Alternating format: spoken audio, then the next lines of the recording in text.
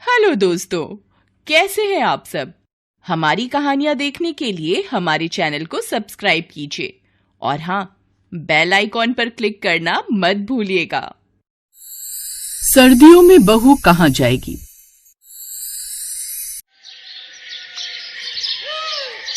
काजल, आज हमारी शादी को 2 महीने हो गए, लेकिन अब तक तुम्हारे घर से दहेज नहीं आया है।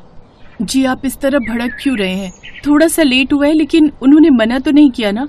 अगर वो कह रहे हैं कि वो सारा सामान दे देंगे तो आप उनकी बातों पर विश्वास कीजिए।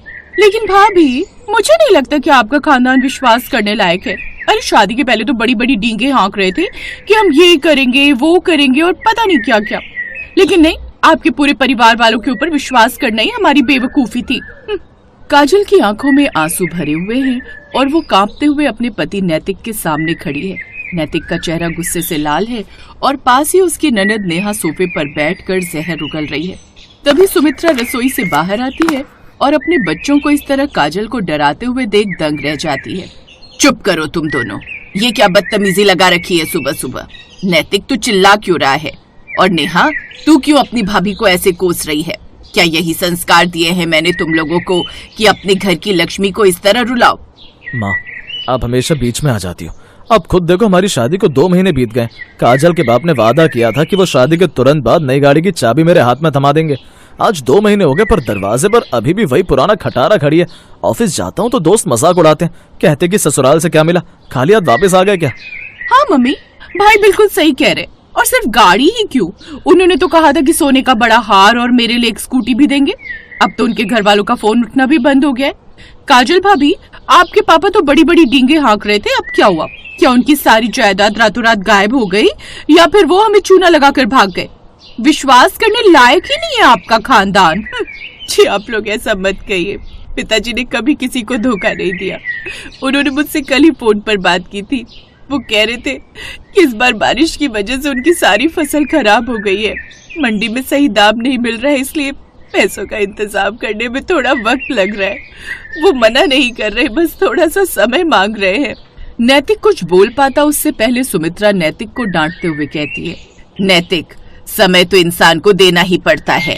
क्या फसल इंसान के हाथ में है? और नेहा, तू अपनी शादी की स्कूटी के लिए भाभी को ताने दे रही है। शर्म आनी चाहिए तुझे। काजल बहू, तू रो मत। तेरे मायके वाले अगर नहीं भी दे पाए तब भी तू इस घर की बहू है। हम कोई भिखारी थोड़ी हैं जो दहेज के लिए तुझे परेशान करें। माँ, आप हमेशा ऐसे सर पर चढ़ाकर रखती हो, मुझे कोई बहाना नहीं सुनना। काजल, तू अभी इसी वक्त अपने उस कंगाल बाप को फोन लगा, उससे कह कि अगर शाम के 5 बजे तक वो यहाँ पैसे लेकर नहीं आया तो तू अपना बोरिया बिस्तर समेट ले। मुझे ऐसी बीवी की कोई जरूरत नहीं है जिसके घर वाले झूठे हों, समझ गई तू? सुमित्रा बहुत कोशिश करती है कि वो नैतिक और नेहा को शांत कर सके, पर वो दोनों लालच में अंधे हो चुके थे। शाम हो जाती है और बाहर कड़ाके की ठंड पड़ने लगती है। कोहरा इतना घना होता है कि हाथ को हाथ नहीं सूझता। सुबह से शाम हो जाती है और नैतिक और नेहा दोनों ही अपनी भाभी के ऊपर इस तरह बरस रहे थे मानो अंगार ज्वालामुखी से निकल रहे हो। नैतिक अब गुस्से में नेहा का कसकर हाथ पकड़ता है और कहता है, देख, शाम के 6 बज गए, अभी तक ना तो कोई गाड़ी आई और ना ही उस बूढ़े का कोई जवाब। काजल, बहुत हुआ तेरा नाटक, अब तो इस घर में नहीं रहेगी। चल अब निकल इस घर से। नैतिक जी, मैंने बहुत बार फोन किया पर पिताजी फोन नहीं उठा रहे। बाहर देखिए कितनी ठंड है, मैं इस वक्त कहाँ जाऊंगी? प्लीज मुझे घर से मत निकालिए, मुझ पर दया कीजिए नैतिक जी, प्लीज। भाई, इसे बातों से समझ नहीं आएगा। इसे धक्के मारकर बाहर निकालो, तभी इसके बाप की अकल ठिकाने आएगी। मम्मी, आप हटिए बीच में से, आज तो इसे जाना ही होगा। नैतिक, तू होश में तो है? इतनी कड़ाके की ठंड में अपनी पत्नी को बाहर निकालेगा? क्या इंसानियत मर गई है तेरी? नेहा, तू भी चुप हो जा। अगर काजल बाहर जाएगी तो मैं भी इसके साथ जाऊंगी। माँ, आप नाटक मत करो, आप यहीं रहोगी। काजल, चल निकल यहाँ से, क्योंकि अब मैं तेरा और ड्रामा नहीं झेल सकता।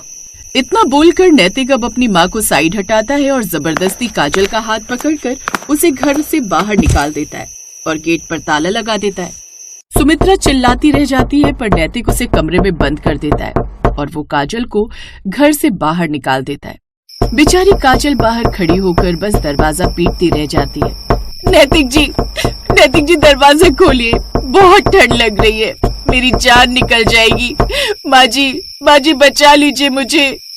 भाई, ये कुछ ज्यादा ही चिल्ला रही है। एक काम कर, इसे घर से या तो दूर फेंक कर आ जा या फिर अपने अपने कमरे में चलते हैं। रहने देना, नेहा थक जाएगी तो खुद ही निकल जाएगी। चल अपने कमरे में। इतना बोलकर नैतिक और नेहा दोनों ही अपने अपने कमरे में चले जाते हैं।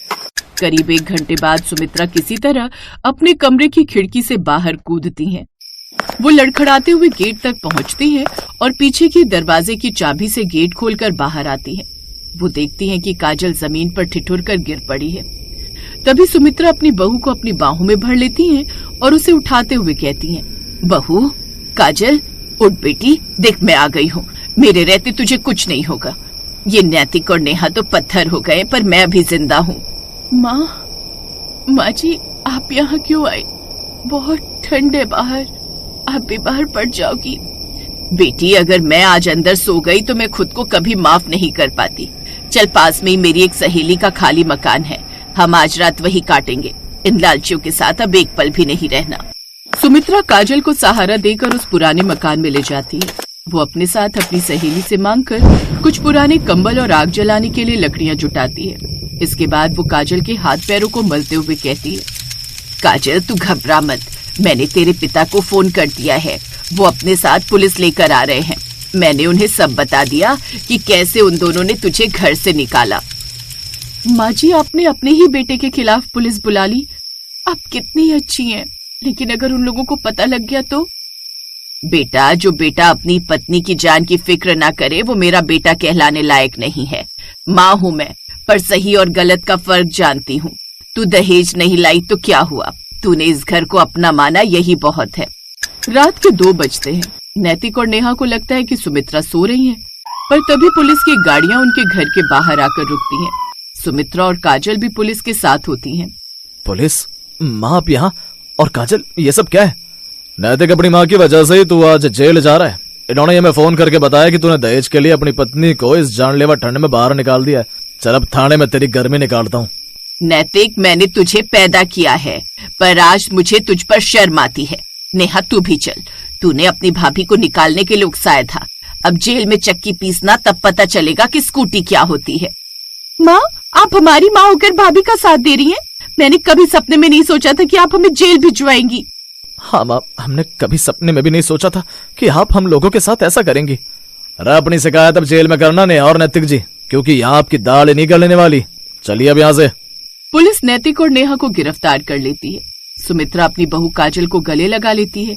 काजल के पिता भी वहाँ पहुँच जाते हैं और अपनी समधन सुमित्रा का शुक्रिया अदा करते हैं।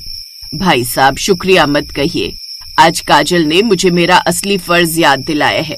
अब काजल मेरे साथ इसी घर में रहेगी और इन दोनों लालचियों को इनकी सजा मिलकर रहेगी। माँ जी, आप दुनिया की सबसे अच्छी सास है। भगवान करे आपके जैसी सास हर किसी को मिले। काजल की बात सुनकर सुमित्रा अब उसे गले लगा लेती हैं और इस तरह काजल को एक माँ जैसा प्यार करने वाली सास मिल जाती है।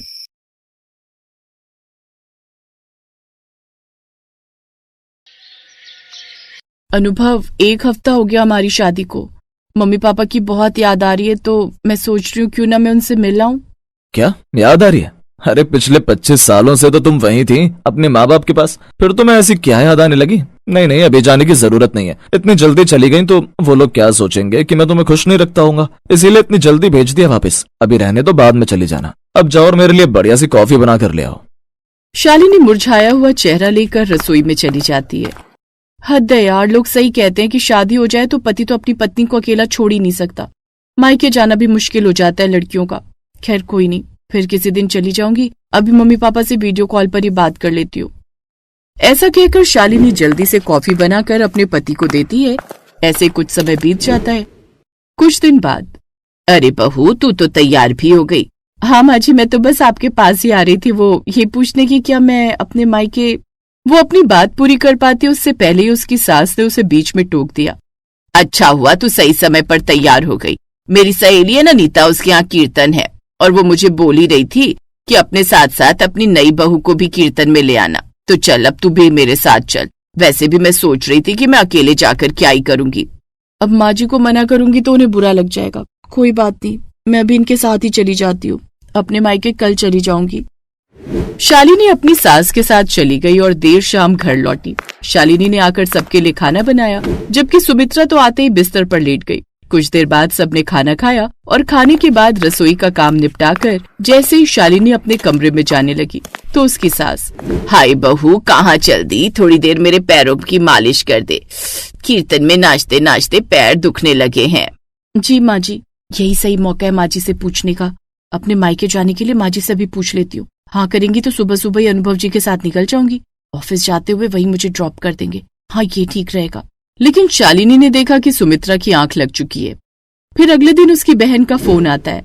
क्या बताऊं दीदी, अब तुम तो जानती हो कि माँ को नींद में चलने की बीमारी है। कल भी वो नींद में ही चली आ रही थी, लेकिन अचानक उनका पैर फिसल गया और उनके हाथ और पैर में चोट आ गई है। अब तब से घर का सारा काम मुझे ही देखना पड़ रहा है। डोंट वरी रीना, मैं अभी माँ जी से पूछकर कुछ दिन के लिए मायके आ जाती हूँ, दोनों बहनें मिलकर सब संभाल लेंगी।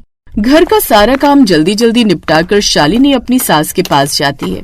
माँ जी, वो मेरी मम्मी सीढ़ियों से गिर गई है, उन्हें चोट आ गई है, तो क्या मैं उन्हें देखने अपने मायके जाऊं?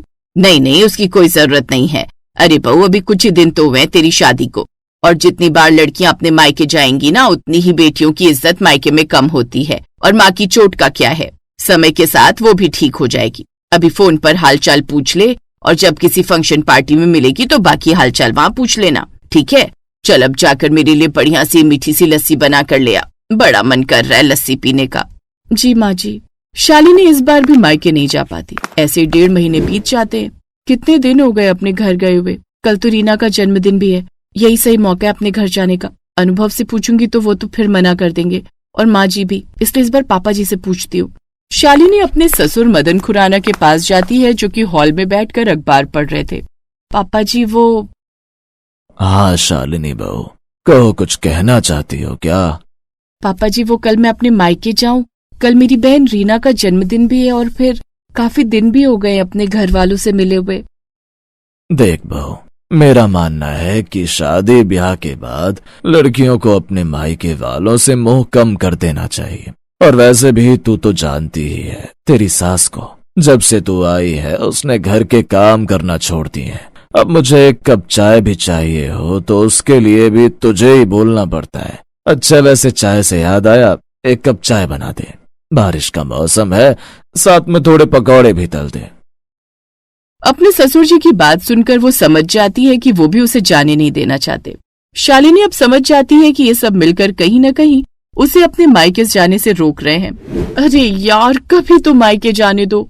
शालिनी बेटा, बहुत हो गया इन लोगों का। अभी तक इनके साथ शराफत से पेश आ रही थी तो इन्हें समझ ही नहीं आ रहा था, लेकिन अब लगता है अपना 21वीं सदी की लड़की वाला रूप इन्हें दिखाना ही पड़ेगा। शालिनी अब ठान लेती है कि वो उन्हें सबक सिखा कर रहेगी। फिर एक दिन, शालिनी आज रात मैं घर नहीं आऊंगा। वो क्यों भला? वो मेरे 2 फ्रेंड्स आ रहे हैं दुबई से, जो साल भर पहले दुबई चले गए थे। पता है हम लोग पहली क्लास में थे, साथ में पढ़ते थे और फिर कॉलेज भी साथ ही किया। उन दोनों का दुबई सेटल होने का प्लान था तो वो दुबई चले गए और वहीं नौकरी करने लगे। अब वो आ जाएं तो हम तीनों दोस्त होटल रूम बुक करके सारी रात पार्टी करेंगे और ढेर सारी बातें करेंगे। हाँ तो बचपन से लेकर जवानी तक साथ रहे हो ना तुम सब, फिर अब क्या जरूरत है मिलने की? 1 साल में ऐसी कौन सी याद सताने लगी तुम्हें उनकी? तुम चुपचाप ऑफिस से सीधा घर आओगे, मैं तुम्हारा वेट करूंगी। उस रोज मुझे अपने मायके जाना था, तब तुमने भी यही कहा था ना? शालिनी ने पहली बार ऐसे कहा था कि अनुभव चुपचाप ऑफिस चला गया और शाम को घर लौट आया। फिर 2 दिन बाद, क्या तू सच कह रही है नीलम? तू फोन रख, मैं बस अभी आई। सुमित्रा हड़बड़ाहट में कहीं जाने लगी। अरे माँ जी, आप कहाँ जा रही हैं? बहू, मेरी सहेली के पैर में मोच आ गई है, मैं अभी उसे देख कर आती हूँ। क्यों, क्या जरूरत है माँ जी? अभी फॉर्मेलिटी के लिए फोन पर हालचाल पूछ लो, और जब आपको अगले महीने किटी पार्टी या किसी फंक्शन में मिले तब हालचाल ले लेना। जब मेरी माँ को चोट आई थी तब आपने ऐसे ही कुछ कहा था ना। अब खाना टेबल पर रख दिए, चलकर खा लीजिए। ये सुनकर सुमित्रा चुप रह जाती है। ऐसे ही शाम को मदन जी घर आते हैं। बहू चाय बना दे। पापा जी, ये अभी मैं कुछ काम कर रही हूँ ना, जब देखो चाय चाय। कभी कभी तो लगता है चाय की दुकान खोल लेती ना तो अच्छे पैसे कमा लेती। अरे बहू। क्या बहू बहू? मेरी शादी के बाद कभी माँ जी को बोला कि भाग्यवान चाय बना दे? हर वक्त बहू को बोलोगे तो उनकी आदत तो बिगड़ेगी ही ना। शादी को 2 महीने हो गए, अभी तक अपने मायके नहीं जा पाई हूँ। अब उन सबको अपनी बातों का एहसास होता है और वो समझ जाते हैं कि ये सब उसके मायके ना जाने के कारण हो रहा है। बहू, हमसे गलती हो गई जो हमने तुझे मायके जाने से रोका। हाँ शालिनी, मैं तुम्हें कल ही तुम्हारे घर पेरेंट्स से मिलवाने ले चलूंगा। हाँ बहू, और कुछ दिन तुम अपने घर भी रह आना, फिर चाहे अपने लिए चाय मुझे खुद ही क्यों ना बनानी पड़े। नहीं नहीं, आप क्यों बनाएंगे जी? मैं हूं ना, मुझे समझ आ गया है कि आते ही सारी जिम्मेदारियां एकदम से बहू पर डालना ठीक बात नहीं है। अरे वाह, सब एक साथ लाइन पर आ गए। अब शालिनी खुश थी। अगले दिन अनुभव उसे उसके मायके ले गया, जहां अपने परिवार वालों से मिलकर वो बड़ी खुश हुई। हेलो दोस्तों, कैसे हैं आप सब?